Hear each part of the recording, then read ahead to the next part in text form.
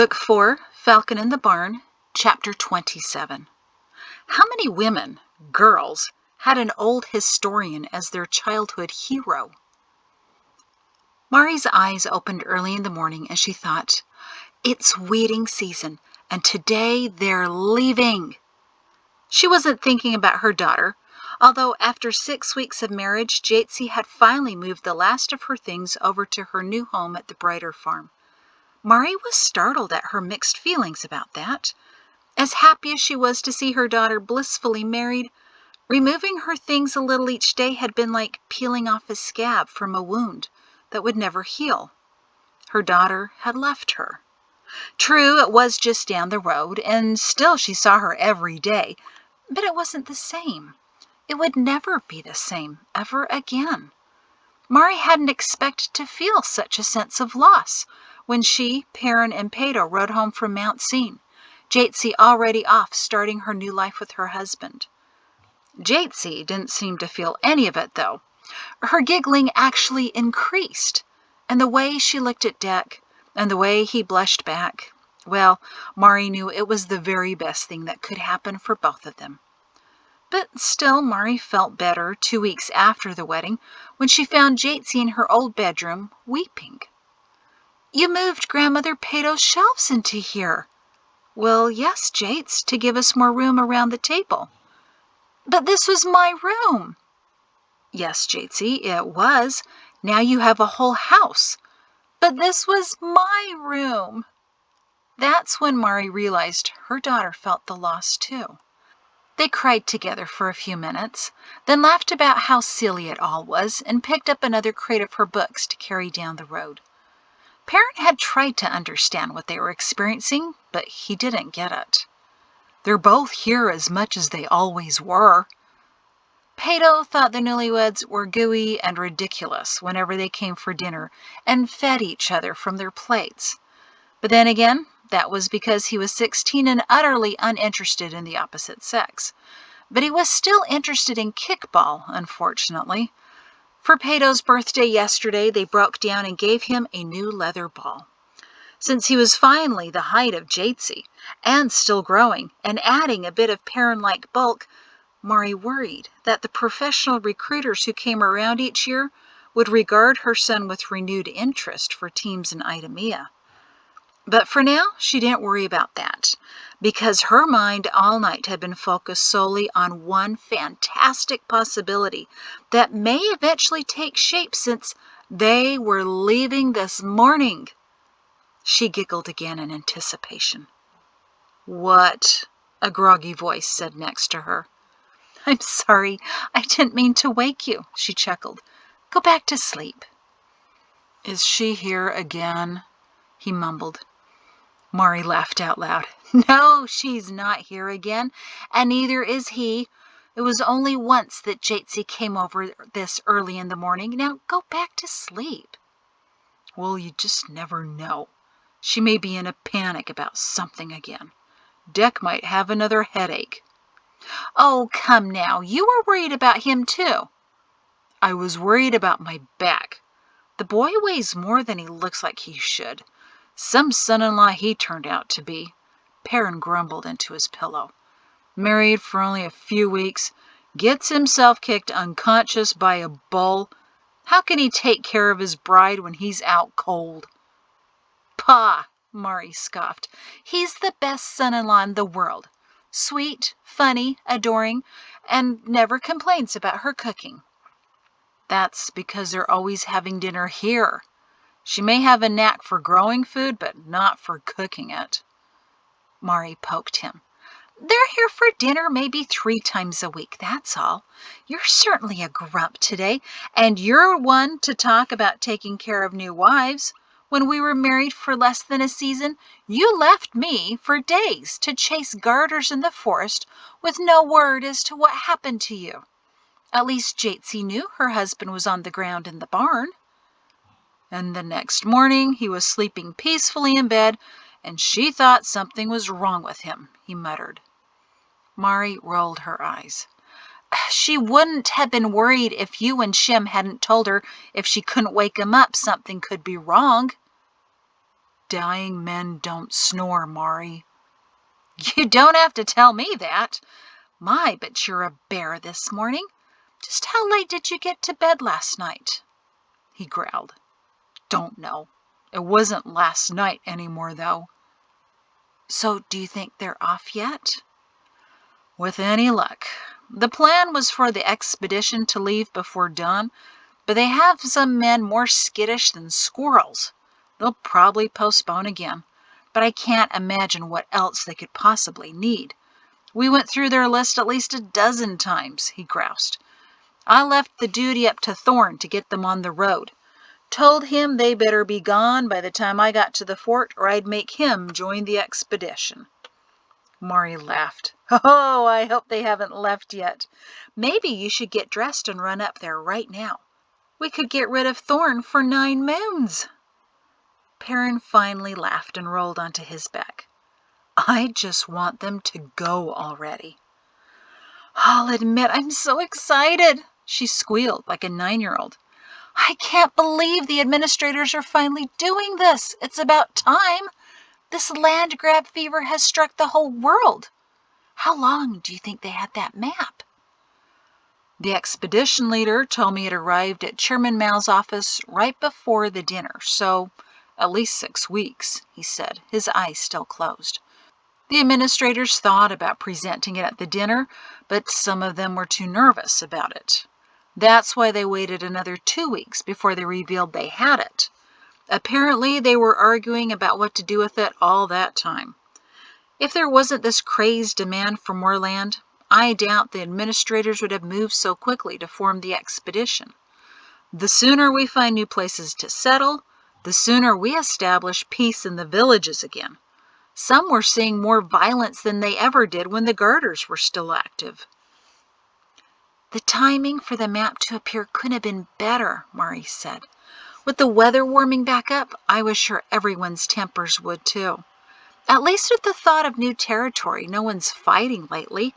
They're content with waiting to see just how much greener the fields are on the other side of the desert. Then they'll start fighting again over who gets to claim that." She sighed, long and heavy. Perrin opened his eyes and braced himself, suspecting what was coming next. "I'm still not happy with you, you know," she told him. "Why didn't you let me see the map? You could have got permission, I know it." He rolled onto his side and supported his head with his hand. "You would have had to come to my office." "Yes, I do that all the time." "People would have seen you." "So?" "I have my pride to maintain." She squinted at him. "What's that supposed to mean?" "Do you remember what happened in Idemia on the campus when you saw that statue that was made by the hands that shook the hand of Terep?" She rolled on her side and matched his pose. "What's your point?" "I don't need any of my officers or the expedition leaders seeing my wife fawn all over some copy of Terep's ancient map. You would have started drooling and crying over it at the same time. I'm sure of it. That's all I need to get around. The colonel's wife in love with a dead historian." Mari chuckled. "I'm not in love with Terep. I love the idea of Terep, of what he did. Surely you understand the distinction. I'm completely in love with you." He sighed skeptically. "So why are you still pestering me about seeing the map?" "Because I love hearing you sigh. Besides, are you sure it was a copy? I mean, their last expert was you, after all." "You doubt me?" "No, it's just that you're not much of an expert, really." He shrugged. "Well, I'm the only one they knew with a collection of old maps. I compared the copy of the map to what I have. While it was created on older parchment, the quality was the same as the maps I have from 40 years ago. It couldn't have been 130 years old. Besides, whoever sent that map would have been smart enough to not send the administrators the original. And the administrators knew it was a copy as well. That's why they organized the expedition to head west so quickly. They knew they couldn't ignore it because other copies could be sent all over the world until someone finally did something about them. Mari rolled onto her back and looked at the ceiling. I wonder who it was. I wonder what else they have. And where did they get the map in the first place? It was supposed to have been destroyed in that fire along with the family lines. Oh, Perrin, what else might have survived? And where was it? Where's it now? Well, I found my maps of the old garrison, he offered. My father said no one wanted them since they were making new ones. I know the Kings had kept some documents there, near where my father had his storage room. Mari mused. If he were still with us, I would have guessed it was Ralph. Maybe it was a soldier, one that was going through the debris after the land tremor. They pulled out all kinds of documents. I considered that too, Perrin nodded. Seems most logical. Then again, someone could have found it in an attic, or maybe it was held by someone who took it before the king could destroy it. A servant, a soldier, maybe a historian. Maybe their families held it all these years, passing it down through the generations, waiting for someone to feel the need to know what Terep found. Who knows? Too many hands may have held it in the past 130 years to track where it is now. But it gives me so much hope. What else is hiding out there, waiting to be found? She sighed longingly. I can't believe Shem turned them down. If I were single in 37, I would have jumped at the opportunity to go on the expedition. Oh, if only I were a man. Perrin jabbed her in the ribs. She turned to him. He held up his hand in questioning. She chuckled as she put it down. You know what I mean. I wouldn't want to be anywhere than right by your side, and as a woman. It's just the idea of it all. And Shem said no? He said he just didn't have the desire to go. How could he not want to go? She nearly wailed. Perrin sighed again. She looked at him again. You are the oddest woman I have ever known, he declared. She laughed. Why? How many women, girls, had an old historian as their childhood hero? I thought girls liked stories about the king's daughter being rescued by a captain or whatever. She rolled to face him again. What's to admire about that? It was obvious none of those stories were true. Those girls were so helpless, and the king suddenly had all these daughters. Mari, you know as well as I do the kings had children everywhere. Remember my parents' mansion? The purpose of it? I mean, aside from that. She waved off the memory that the High General's mansion was built to house King Orin's mistress and his two illegitimate sons who could never claim the throne. Really, who would believe that some Quarrel's daughter, and no one ever knows if it was the first, second, third, or fourths, whose golden hair was too long for her to run safely from the garters, would be rescued by a captain on a large black horse who suddenly appeared at the right time? And what does he do then? Any logical soldier would have taken his long knife and cut off that stupid braid. But no. The captain ties it carefully around her body, then lifts her onto the horse, while the garters watch in respect of the action. And then he rides off with her. She rolled her eyes. So stupid, even to a 7-year-old. And the captains always have these big black horses. She laughed. Just like your new horse. Now, Colonel, why is that? Gary Jordan knows I like big black horses, Perrin defended with a scoff. It's not like I'm going to turn down a gift like that. He had it brought up from the stables at Poole's 2 weeks before Jatesy's wedding, just waiting for me to come down. Said the owner's son Roke chose him especially for me and accompanied him all the way there. All I sent him was one short thank you letter, and Roke chooses for me the strongest, fastest horse ever bred. How am I supposed to say no to all of that planning and effort? Besides, Clark is the best animal I've ever had. And what is with that name? Clark? That's not a proper name. Better than his mother's name, Pusher-on. Seems that mare could continue for a distance and at a speed no one imagined such an enormous creature could. Still, push her on, the name some people come up with. Why didn't you just keep the name Jordan and Rogue gave him? Mari, you know full well I can't ride a horse named the General. And Gary thought he was so clever, too. Go get the General. Very funny. Well, it's better than Clark. Mari tried not to giggle. He likes the name, Perrin defended, trying to hide his smile. He's already responding to it. You know, woman, were you that king's daughter, no captain would have rescued you. They would have just listened to you for a minute and said, turn her over to the girders, she'll drive them mad. She giggled and kissed him. Look, Clark is the sound of the horse's hooves on the cobblestone, he explained. No, it's not. It's much more of a clip-clopping sound.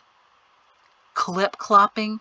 And how would you know? You've never been on a horse. I have too. A couple of times your soldiers gave me rides years ago. You, however, have never rescued me on Clark. Clark. I'm sorry, I'm just not hearing it.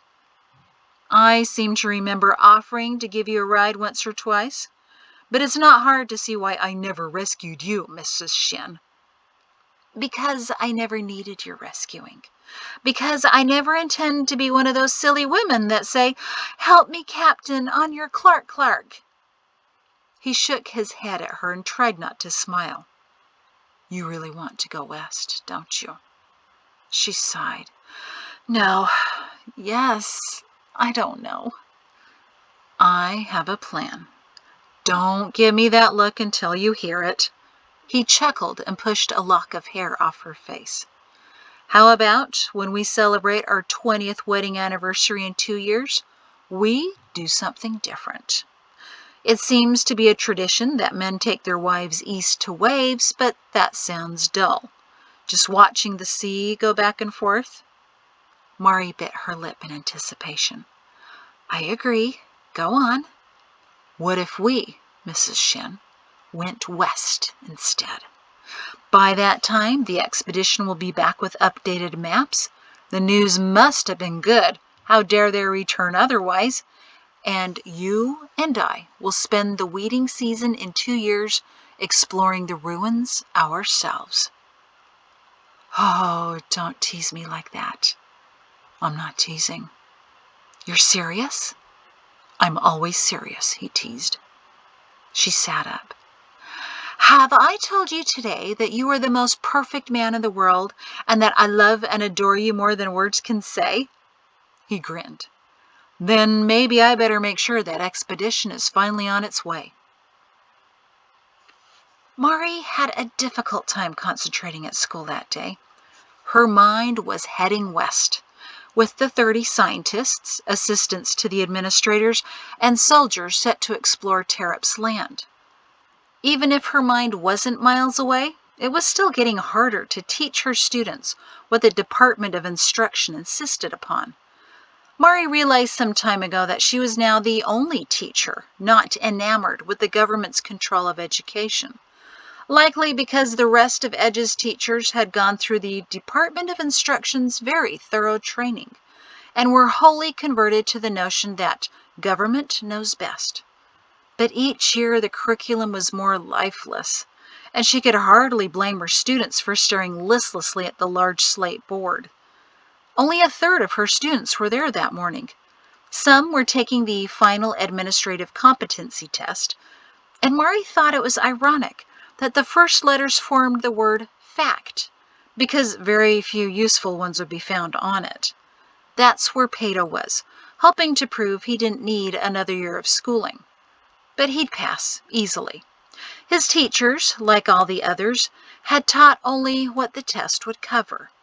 And over the years, the test questions had become so simplified and leading that Mari thought a sheep had a fair shot at passing it, if only it could hold a quill to mark the yes and no boxes. Besides, only the top 10% of students would be offered the chance to go to a university, and that was her goal for Pato. To be something more than just another worker drone for the administrators, earning them more gold. The government didn't want an intelligent population, just an obedient one. When too many people became independent thinkers, the elite had no more sway over them. You can't manipulate people who know how to think for themselves. No wonder they did away with debating so many years ago. Another few of her students were out on farm need, but the notes they wrote for each other, pretending to be each other's fathers, had far too many spelling mistakes to be believable.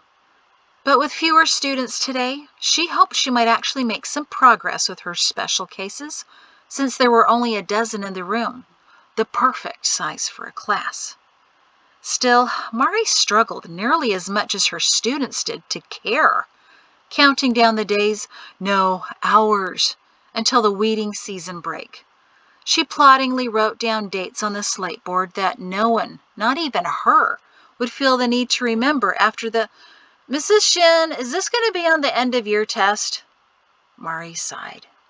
Oh, to have a student ask just one truly interesting question. But those days were long gone, and the schools had bored out of children their natural desire to learn by age 8.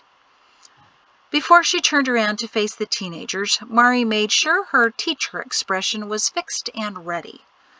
"Chami, I know that was you, because that's the only question you ever ask.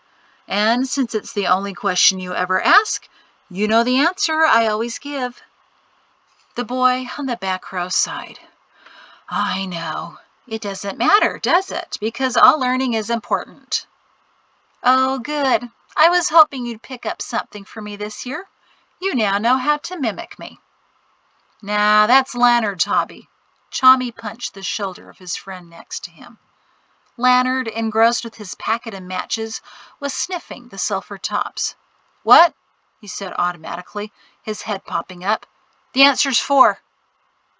Mari congratulated herself for not rolling her eyes, and gestured for him to, once again, put away the matches. Chami shook his head as the rest of the class snickered. "Leonard," he said in a loud whisper, "she didn't ask a question, and just because your answer of 3 yesterday was wrong, there's no reason to believe 4 will be correct today." Mari nodded once to Chami for saying exactly what she was about to. Like it or not, he was better at copying her than Leonard was, who considered himself to be the class comedian. It was all the slow-witted boy had going for him, and Mari wasn't about to yank that away from him, as unfunny as Leonard was. "Seriously, though, Mrs. Shin, and I'm not trying to be difficult," Chami insisted, as Leonard dutifully tucked the matches into his shirt pocket, where he'd extract them again in a few minutes. "Well, not this time, but why, oh why, must I know the year the administrative chairman first came to power? I mean, it's not like I'm going to be invited to some party where I have to write on a message, 'Congratulations on being in power for 19—'" "It will be 21, Mari corrected, pointing to the date on the board as a few boys sniggered. 21 years. I'm going to be a tanner. Why do I have to know this stuff?" Well, Mari considered, it was a question. Not a very compelling one, but a question nonetheless. And she was going to run with it. "Tell me, Chami, why do you think the administrators want you to know this?" "Because they're stupid old men trying to ruin my day." The boys laughed their agreement. Mari knew she shouldn't smile. She'd lose all credibility if she did, but she couldn't help it. Not only did she smile, she found herself chuckling. "Ha!" another boy pointed at her. "She agrees." Mari shook her head. "No, I don't. He just said it so—" "All right." She waited until their laughter began to die down before she said over the last of it, "I'm going to tell you something you may not know." They hushed. Since it didn't sound as if it would be on the test, what she was about to tell them might actually be worth listening to. She paused for another 3 seconds, because she knew how to work a crowd as well as her husband. When they were absolutely still with anticipation, she whispered, "I've met the administrators. All of them." "No, seriously? And they're a bunch of stupid old men, aren't they?" Mari pointed at Chami. "Careful now," she said, in a stern voice she used only rarely. Keeping a more light-hearted tone in her class also kept the boys more often in the classroom. For some, she suspected her class was the only place where they had actual discussions with an adult. "You do remember who my husband is, right? Eyes and ears." "Ankles, spleen, elbows, whatever." Chami rolled his eyes again. "But Mrs. Shin, you really met them? What was it like?" asked another boy. She wasn't about to ignore the rarely seen glimmer of curiosity in her students' eyes. Forget memorizing dates for the test. "Actually, it was terrifying," she admitted. "This was right after the land tremor when we were in Idemia. I had to be presented to them in their large conference room. There was this huge, highly polished table." She gestured the size and shape, "where all of them sat around with their stiff red coats and frilly white shirts, and Chairman Mal sat at the head, so he could stare directly at whoever came in." She folded her hands and furrowed her eyebrows in a sinister manner. Several boys snickered. "And you were scared speechless, right?" asked Leonard with a mischievous grin. For once he was paying attention. "Actually, no, Leonard, I found a few things to say." "Of course you would, Mrs. Shin," Chami said. "And you told them to either let us learn something useful or let us leave." Oh, how she wished she could have said that. If the boys didn't care about a subject, spending hour after hour on it didn't suddenly change that, or force it into their minds. Nothing could be forced into a mind and compelled to stay there. But for some reason, the department believed all students should learn the exact same way and at the exact same time, demonstrating that none of them knew the first thing about children. For a few, the education system worked fine, Mari grudgingly had to concede, and delivered enough acceptable results that the administrators were satisfied. Someone at the Department of Instruction was probably waiting for the rest of the students to finally fall in step with the 30% who did all right under the currently rigid system. Otherwise, students either sat listlessly or fidgeted nonstop, just waiting until the long day was over. But occasionally, rarely, a moment came around when a student brought up a topic he actually cared about. And suddenly, Mari remembered why she used to love teaching. She eyed Chami in appreciation, and he fidgeted. "Uh-oh, Chami," Leonard whispered loudly. "I sense a departure from lesson plan, and it's headed straight for you." Several boys chuckled. "You're right," Mari said. "And no, this won't be on the administrator's test. Tell me, Chami, honestly, why do you think the administrators want you to know these dates? No silly answers. Give me something useful." Chami sat back in his chair, his 16-year-old legs pushing beyond the confines of his desk to stretch out into the aisle. No matter how far apart Mari set up the desks, the boys always had their legs in the aisles within kicking distance of each other. If she were down to one boy, he would fill the entire room. "Because they think the dates are important." "Important to?" she pressed. "Important to them?" "If they are important to them, why should some tanner to be an edge worry about them?" "That's what I've been asking." "And now I want you to answer it," Mari said. "Come on, why?" He wasn't used to coming up with answers that hadn't already been supplied to him. "I don't know why." "Guess. Take a shot. Let that arrow fly. See what you hit or miss. Just try."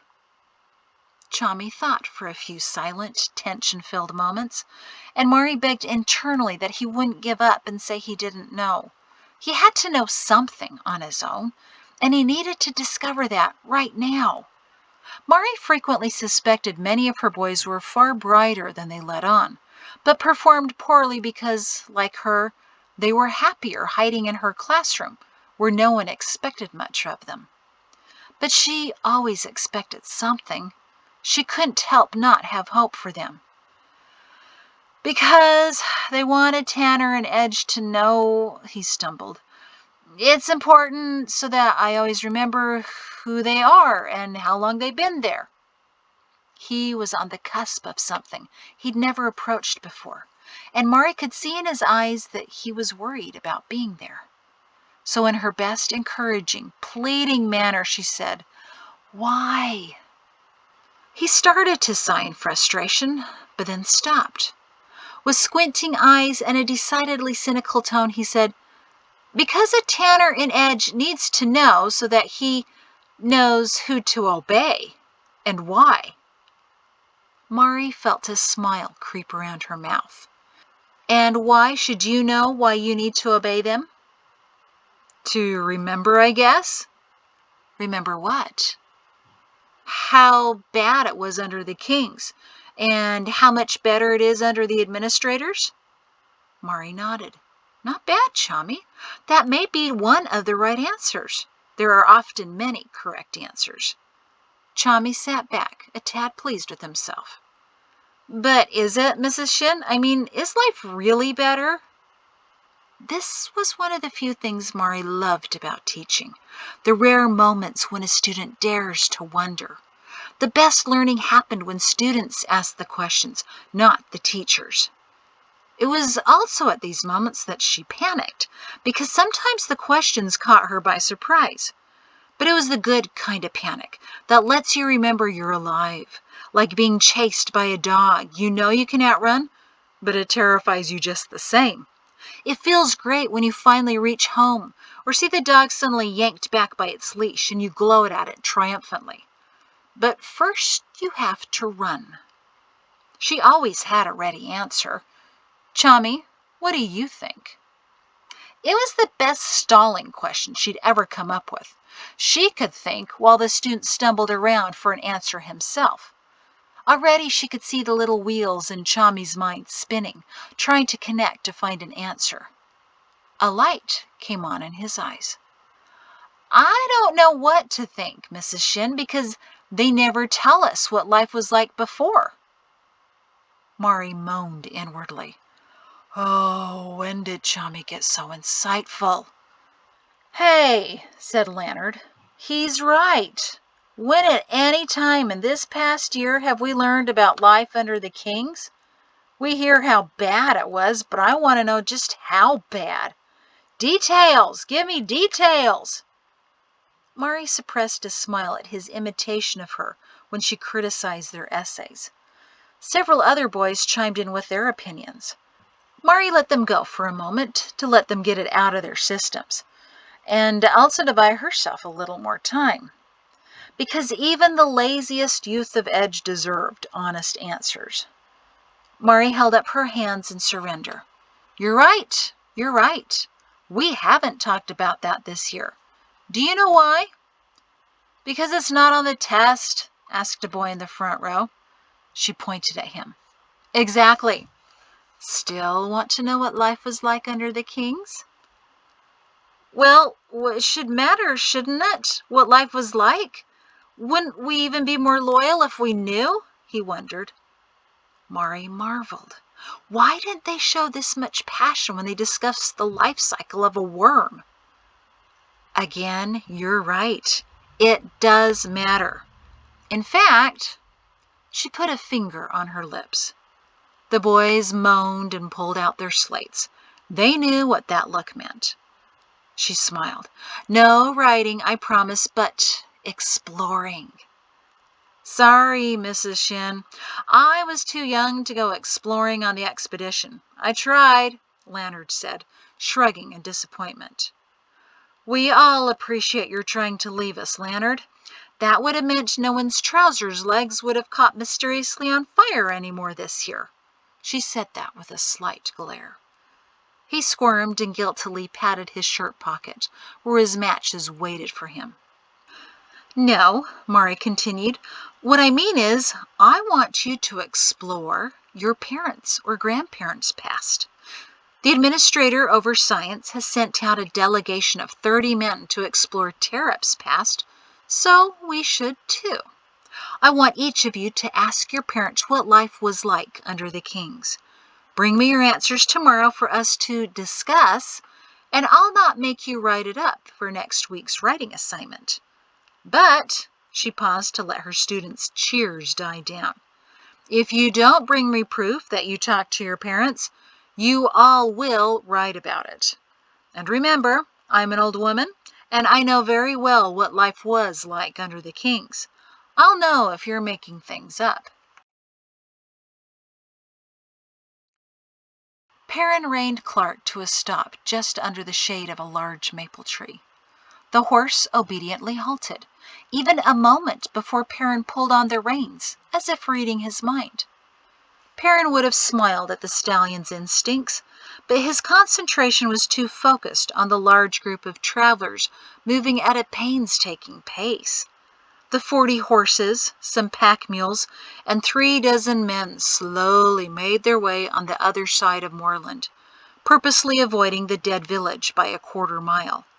Although Perrin was on the other side of the ruins, next to the tree line of the forest and out of sight, he could still make out the expedition party by the huge cloud of dust they created, likely from dragging their heels. They should be halfway to Scrub by now, he told Clark. If it were me on that expedition, we'd already be passing Sands. He smiled at the prospect. What do you think, Clark? Ready to go exploring in a year or two? Know of a mellow mare we could set Mari on? He chuckled to himself, picturing her balancing unsteadily on the back of a beast she was terrified of. Her eyes would likely be as large as the poor horse's. Well, we've got some time to find her the right animal, don't we now? Clark snuffed in agreement. Ever done a desert? He asked his mount. No, of course you haven't. No one has. Not even the best and brightest cowards chosen for this expedition. They probably would have talked Shem out of going with them. He's far too brave for them. Oh, Clark, they better draw the correct conclusions, he sighed wistfully. They better see what they're supposed to at those ruins. It's all on that map. If I could see it, surely they will too. If they don't, he grumbled in anticipatory frustration. He couldn't bear to think of the expedition returning next year with the news that the ruins were a dangerous place. He had far too many plans already in his mind, and he wasn't about to let them be foiled by some timid idiots. Well, if they don't reach the correct conclusion, maybe we'll just have to do something about that. He patted his horse's neck and realized how calmly Clark stood for such a large and vibrant stallion. Interesting. He glanced to his right, to the densely wooded forest that last year held a host of garters, now all dead. It was peaceful and inviting, as the trees always were to him. That didn't bother him, just intrigued him. You're not in the least bit skittish to be here, are you? He asked Clark. Several horses he'd gone through over the years would develop a sudden need to trample something when he neared the darkened trees, but not Clark. He merely glanced over to the pines and twitched his ears as if to ask, Want to head in there? I'm game. Don't tempt me, Clark. Come along. We need to finish our survey of moorland. He gently nudged the horse, and Clark immediately set off for the ruins, as if knowing the way. Perrin sent someone to check on moorland at irregular intervals each week, just to make sure no one else was trying to set up an explosives shop, as if anything remained that could be usable. But every once in a while, Perrin set out alone, just to see it again, and to prove to himself that it was still conquered. That knowledge helped him sleep better at night. Of course, Shem didn't like the idea that Perrin went by himself. The last time he snuck away from the fort, Shem caught up to him and accompanied him on his rounds of the charred buildings, the large crater, and the blackened fields now beginning to sprout new growth. Nature recovers quickly. Perrin envied it sometimes. But today he made sure Shem was busy before he set out, and he didn't tell anyone where he was going. Deep down, his training told him that going alone was dangerous. But in each man, there's still a rebellious teenager that jumps up and begs to be indulged just once in a while. This was it. He didn't get too close to moorland itself. With the rock foundations and the first floor of all the structures now tumbled down, it was easy to see through the remains of the small village, still dead and abandoned. He tipped the reins to the side to nudge Clark in another direction, but instead the horse hesitated, then did a quick sideways step. Perrin looked down to see that Clark had deliberately avoided stepping on a large, gnawed-on bone. Perrin gulped. Likely human. Likely dug up by some wolves. Likely left here for a snack later. Clark merely continued steadily on his way, and Perrin once again patted the horse's neck. The creature was smarter than the majority of his new recruits. Satisfied that moorland was still just a memory, he clucked Clark to return to the shade of the trees. The black horse blended in perfectly with the woods. Perrin always enjoyed riding in the shadows at the edge, where he could hear the forest calling him. They hadn't traveled more than 100 paces or so when Clark sidestepped again, this time slightly agitated. His ears twitched and he snorted in concern. "Whoa," Perrin said, unnecessarily, for Clark had already stopped, as if hoping his rider would notice what he did. "What is it, Clark?" he whispered. "What do you smell?" Perrin peered into the woods, but all he could see were thick young pines, dense scrubby brush, dead logs, fallen branches, and absolute quiet. Still, he wasn't about to doubt Clark, whose nostrils were flaring as if he'd smelled something absolutely foul. Perrin found himself subtly sniffing the air, but didn't catch a whiff of sulfur or anything else alarming. Yet there was something. Something he could feel, as if another set of eyes were watching him closely. Without moving his head, he shifted his gaze upward to the tops of the trees. Seeing nothing unusual, his eyes traveled down again to look in the direction Clark was staring and now stomping in annoyance. "I know," Perrin whispered soothingly. "I feel it too. I just can't see it, but it's there." The thought filled him with dread. Someone was still alive. Maybe many someones. It had all been too much to expect that all of the garters would vanish and no one would ever return. When he told Mari of his hope last year, he'd been riding high with sheer enthusiasm of his success. But only after a few days, he had the nagging feeling that it was all too good to be true. There had to be a few remaining, and therefore a purpose for forts according to the garrison. Perrin knew that coming alone to inspect moorland wasn't the safest or smartest thing to do. But he wasn't helpless. Far from it. "Do you hear me?" he announced loudly to the forest. "I know you're there. You may think you're unnoticeable, but obviously we noticed. And you see me here patrolling moorland, and you know why, don't you? I don't take anything for granted." He continued to stare, as did Clark, at whatever it was making its presence in the trees, or bushes, or fallen logs. Perhaps there were still garters, but they were gutless. He was the easiest target in the world right then, and he must have been the garter's most wanted man. If ever there was time to take revenge, it was right now. And he waited with his hand twitching on the hilt of Ralph Shin's sword. But for some inexplicable reason, they didn't take the opportunity. Maybe it was just one sole survivor, or two, that were maybe lost, but certainly not about to take action. That was what Perrin was hoping, that they'd never dare take action again. After another full minute, he squinted into the stillness. "I will never stop keeping the world secure from you," he promised. He nodded Clark, who, after snorting his disdain to the trees, promptly turned and trotted away from the forest. Only after the sound of horses' hooves died away did a clump of shrubbery collapse into an unconscious heap. 2 more heavy clusters of leaves dropped from nearby trees and rushed over to the fallen foliage. "He's already coming around," said one bunch of leaves to the other. He pulled off his concealing hat for a clearer look at their companion. The second man had already pulled away part of his collection of branches that created the shrub disguise. The shrub opened his eyes slowly at first, then they flashed in panic. "Shh," one of the men patted him. "He's gone. Stay down until you can focus properly. You passed out." "That's what happens when you lock your legs and don't breathe for 5 minutes," said the other man. The shrub man exhaled and rubbed his eyes with a green-gloved hand. "That was the most terrifying moment I've ever had." The first leaf man chuckled.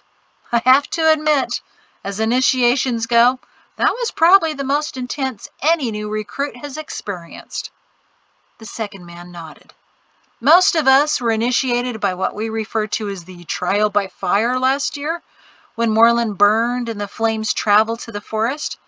But to be stared down like that, all I can say is, welcome to the Corps."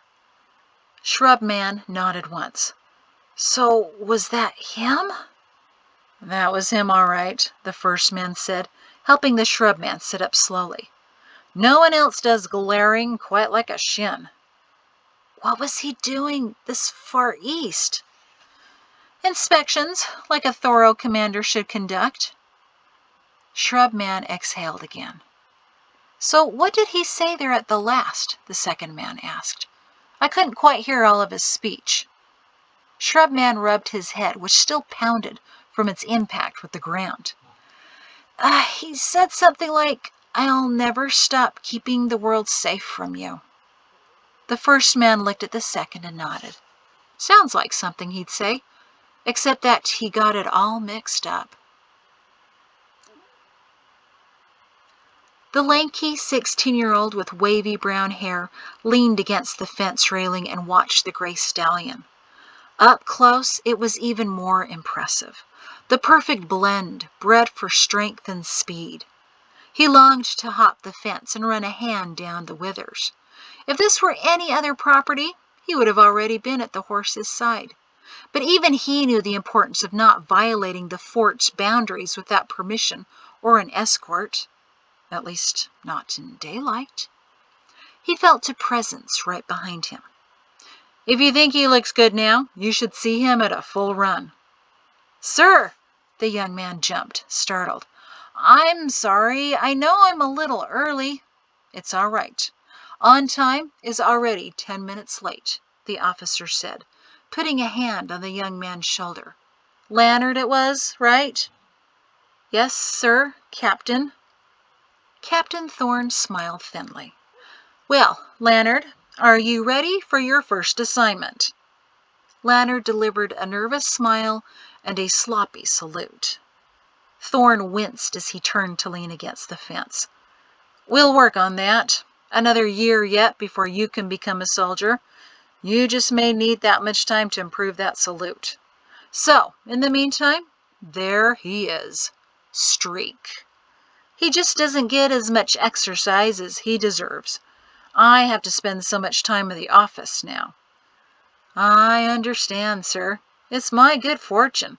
I'm well aware of that," Lannard said, looking longingly at the stallion. "Well, I don't know if it makes up for not going on the expedition, but yes, it was fortunate we met. I could tell you're a potential horseman." "Oh, yes, sir. My father keeps cattle, but I don't see the appeal." Thorne sighed in appreciation. "Indeed. Why would you be drawn to cattle?"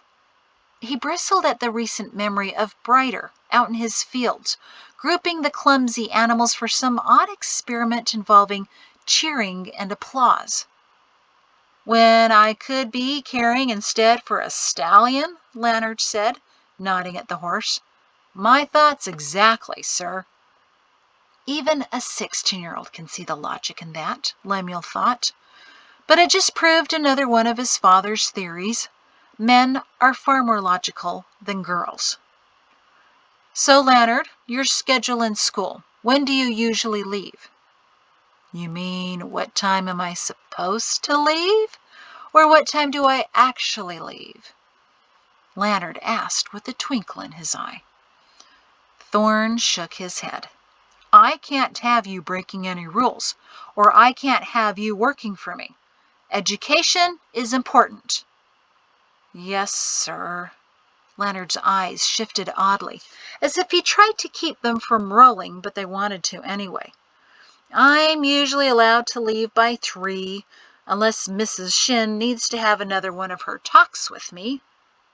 Thorne's body stiffened in an effort to control his breathing. Leonard wasn't the only one experiencing good fortune today. Mrs. Shin is your teacher? He tried to keep his voice natural, although the words wanted to come out in an ecstatic shout. Yes, sir, he said dully.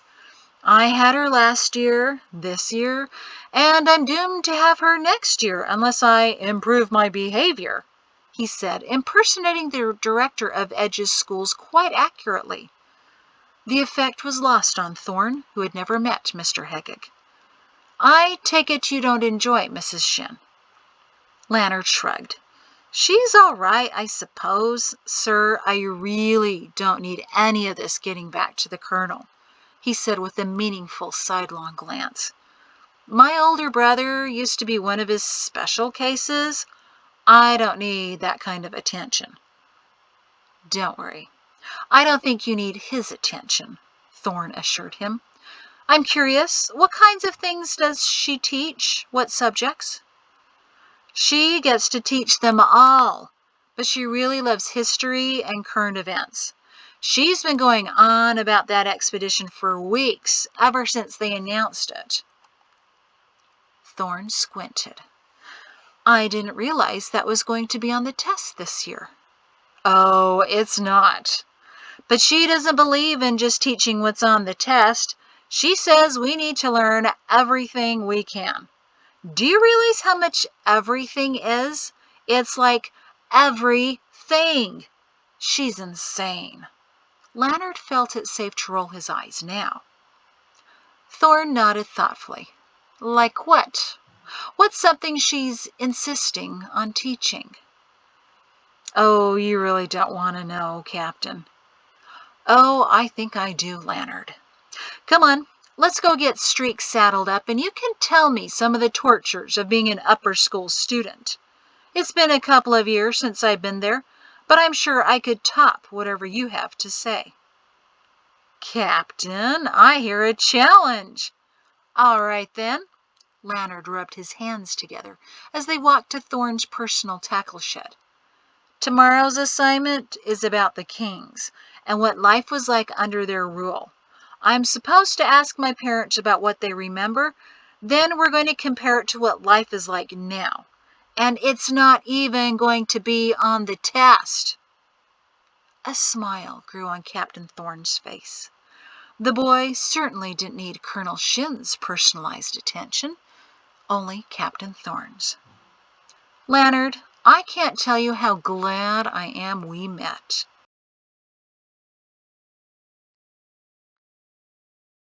That evening, a new piece of paper with the date, second day of weeding season, 337, was placed in a thick file. For weeks, Captain Thorne had been looking for ways to fulfill the request of Administrator Genev, but nothing had come to mind. Until now. Under the date were written the words, MPS deliberately ignores Department of Instruction's mandated lesson plans, encouraging students to discover differences in life between under rule of the Kings and under rule of the administrators. Information known not to be on the end of yearly official uniform Department of Instruction exam. Lemuel looked at the note for a moment and snickered. If you took the first letters of each of the words from the title of the test, it spelled "you die." Suddenly, everything became very easy in his life. Knock, knock, knock, knock, knock. Oh, if only he hadn't got the expedition out on time, Perrin sighed to himself. But here he was, knocking on the door in a rhythm that, if Perrin were ever to hear it in a musical piece, would likely make him want to break the musician's arm. Come in. Thorn opened the door, but he wasn't smiling. In fact, today there was a determined look that Perrin hadn't seen since the captain first arrived at the fort. It was solid and hot, and, for once, honest. Sir, I found a young man who will be exercising my horse, Streak. Fine, Perrin said. He didn't care, but for some odd reason, Thorn always felt the need to tell him every little thing he did. He was a 3-year-old, hungry for assurance that he was perfect and the favorite. I just wanted you to know, I have everything under control. Perrin leaned back in his chair. That's quite a claim, Captain. No one can ever have everything under control. Control is an illusion. Thorn's piercing gaze sharpened even more. Oh, I don't think so, Colonel. I'll prove that to you, and you will be most impressed and astonished, sir. I promise you that. Perrin sighed at the captain's enigmatic response. Thorn, I don't really enjoy being astonished. Not a lot of good comes when something is astonishing, just so you know. You will this time, sir, Thorn said evenly. There was no sign of the captain's normal simpering, but a clear resolve that made the hairs on the back of Perrin's neck stand on end. Captain Thorn had a new strategy, but for what? I promise you, sir, this time you'll be impressed. After he shut the door, Perrin exhaled. Oh, and I really hate being impressed. Leonard was a few minutes late the next day, and ran panting to the tackle shed to find Captain Thorn already taking the saddle off the post. I'm sorry, sir. I was held back for a time because, well, I'm here now. Thorn hefted the saddle on Streak's blanketed back. What were you held back for, Leonard? I really should know. Leonard shifted uncomfortably. For saying some words Mrs. Shin finds inappropriate. Thorn said, slightly disappointed. So she kept you after as punishment? I had to write alternatives on the board. Safe words that wouldn't offend nice young women. Leonard bobbed his head in irritation. Thorn smirked as he crouched to tighten the clasp around Streak's belly. Don't care too much about impressing nice young women yet? Show me one, and I'll have plenty of ways to impress her. He waggled his eyebrows and made a suggestive movement. Thorn chuckled without any humor. Doesn't always work the way you plan it, Leonard. Well, if she isn't impressed with me, why would I want her? Thorn stood up and put his hand on the saddle. That's an insightful comment, Leonard. With such intelligence, I don't understand why you struggle so much in school. Leonard turned pink. He took the reins of Streak and rubbed his nose. Where to today, sir? Take him to the western edge of the village and let him go at a full run for about a mile through the farms and back. Leonard began to grin. If I took him a little farther, I could run him all the way to Moorland and back, sir. I want him exercised, not exhausted, Thorn snapped. Besides, Moorland is still off limits. I don't know why, Leonard frowned. It's dead, isn't it? If I can't see the western ruins, I could at least see the Moorland ruins. Thorn shook his head. The Moorland ruins are eerie. It's deathly quiet and empty. When the wind blows, some men claim to hear shrieks and wails. I've never heard that, of course. but the place feels haunted. I've seen soldiers arrive, look down, see a bone with the flesh and muscle burned off, and turn and run all the way back to the fort. You really don't want to see that." But Leonard's eyes lit up when the captain said burned. "Honestly, sir, I don't think I would be spooked." "If you're serious about that, then I'll take you on holiday at the end of this week. I was going to take a few new recruits over there in the morning, and you can come along. But I'm riding streak," Thorne said. Then he added with a grimace, "Maybe Colonel Shin's Clark needs exercising." While it was an admirable horse, the stables at Poole's had been a rival to Thorne's grandfather's stables for years. The presence of an animal from there, and named Clark of all things, was an added insult. "Captain, that would be great, thank you. But first," Thorne held up his hand, "first you tell me what you did in school today." Leonard rolled his eyes. "Oh, I get it. This is one of those mentor moments, isn't it? I'm interested in your well-being, son. Let's talk."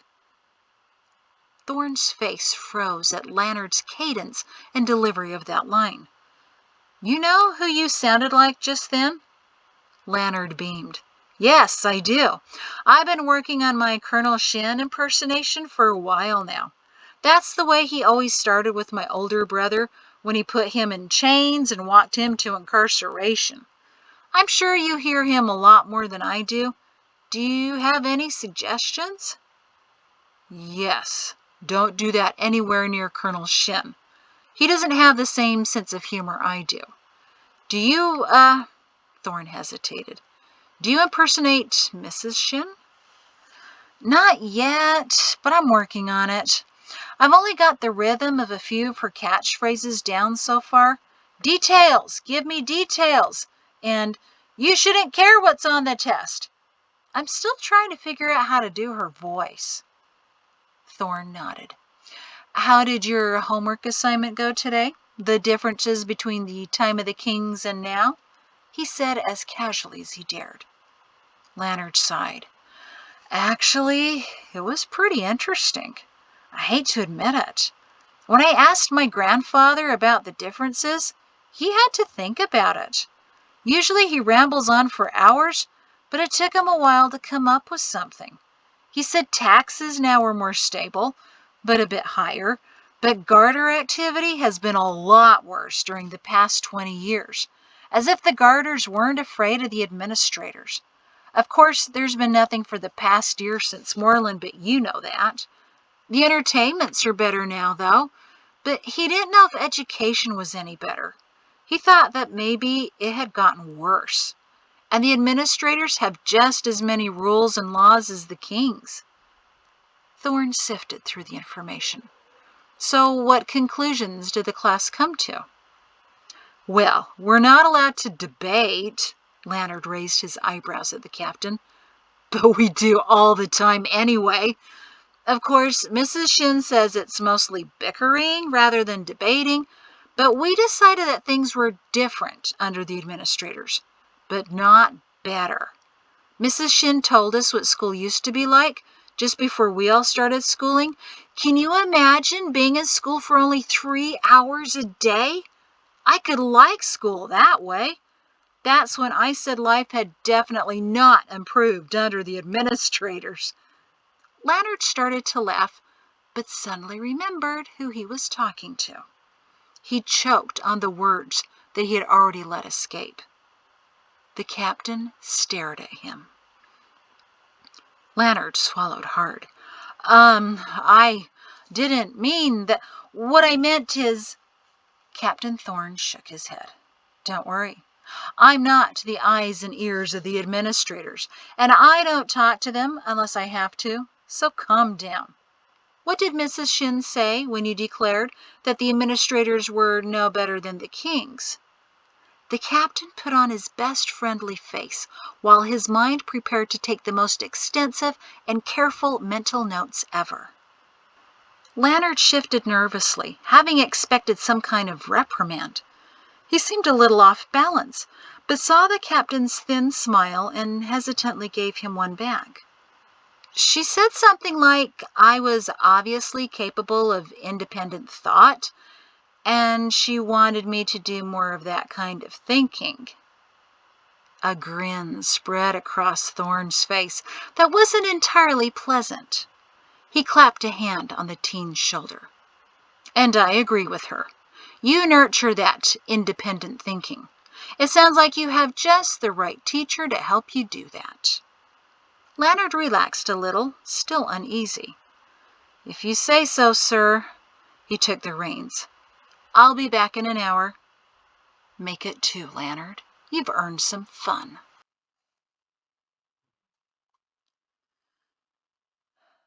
Third day of weeding season, 337. When student declared life under the administrators is no better than life under the kings, MPS encouraged him to keep up his independent thinking, did nothing to dissuade student to think otherwise, nor reinforced a sense of loyalty to the administrators. Lemuel smiled. It was too easy, just too easy. The next day, Leonard stood at attention, or at least a relatively close approximation of it, as Captain Thorne walked from the main gates of the fort to the adjoining pasture. Thorne noticed the boy trying to watch him without appearing to be watching him. He definitely needed more practice. Leonard, you look uncomfortable, the captain said as he approached him. Something wrong? No, sir. Thorne paused. That's all you have to say today? Yes, sir. Thorne scratched his chin. Leonard, what do you know? Explanation, sir? The only time a talkative man stops talking is when he finally has something interesting to share.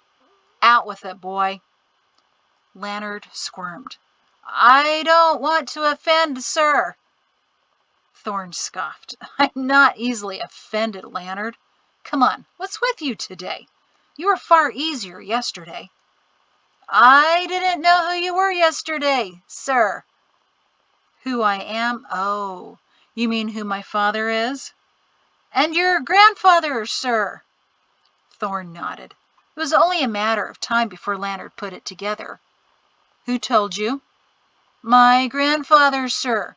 When I told him who I was working for, he said you were the grandson of the High General, sir, and that, Leonard's voice started getting higher. Thorne smiled thinly. It's not anything, Leonard. But what I may say, sir, may get back to the High General and to the chairman and the administrators, his voice croaked, who are celebrating 20 glorious years in power, sir. Almost 21. Thorne barked half a laugh. You really think I write letters to my father and grandfather about the conversations I have with my hired hand? You think they care at all about the opinions of a 16-year-old boy in Edge of all places? Leonard, you give yourself too much credit and too much worry, and stop with that ridiculous stance already. Leonard tried to relax to a more normal posture, appearing instead like a caught fish flopping in different ways to achieve a casual position. That's sort of better. Feeling some sympathy, he took Leonard by the shoulders and shook him a little. It's just me, remember? He practiced his best smile. It was almost good enough. Yes, sir, Leonard said, a little more comfortably. Hey, Thorne shook him again. We're friends. He stumbled momentarily on the word, as if it were one that rarely crossed his lips. Right, right. Who else but a friend would sneak you over to Moreland when you're not a soldier? Leonard finally smiled. Yes, sir. Good. Now, don't let the thought that someday I'm going to be High General distress you in any way. Leonard's eyes flared in alarm. You don't have much sense of humor, do you, Leonard? Leonard considered the comment. I don't know that anyone has ever said that to me before, sir. Thorne shrugged. So, you know the routine. You get to ride, but first you tell me what you learned in school today." Leonard smiled easily as he followed Captain Thorne into the shed. "Today was pretty dull until in science we got into a bickering session about the origin of the universe. You know the explosion theory? Well, Mrs. Shin has her own theories." "Tell me all of them, Leonard." And that is the end of that very long chapter. Well done to all of us for hanging in there. Thank you.